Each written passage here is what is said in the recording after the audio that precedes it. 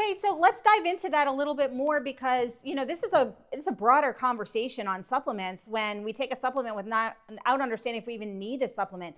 So talk to the women who are watching, or maybe even the men who have women in their lives, who are in this stage of life. Like, what what testing should we be thinking about doing before we just grab a supplement? How often should we be testing? Because that's the other thing I hear a lot is, oh, I was tested 2 years ago. I got put on this and they've never tested again. They just keep taking it. So what should we be knowledgeable about, especially in this perimenopausal point in life? How often should we test? How should we be approaching that supplementation if that's the route that we're going? That's a great question. And I like supplement and support both begin with the same words, SUPP.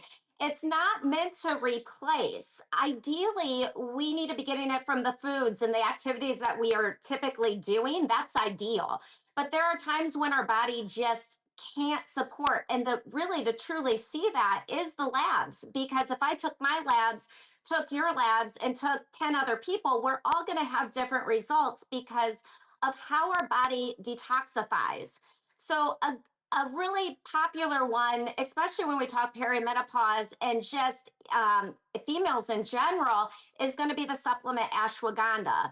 And ashwagandha is great at calming and relaxing, but let's pretend that that person is under massive amounts of stress because let's face it, today there is so much stress. So let's say they've had it for so long that their cortisol is just bottomed out.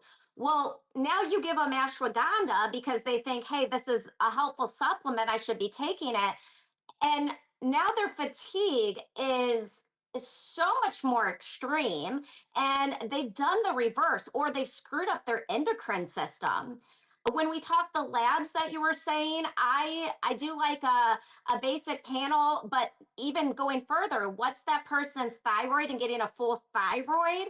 I also like looking at the hormones and cortisol as well. And also, if someone has any intolerance, because if they're eating something that quote unquote's good, but their body can't tolerate it, you're creating massive inflammation.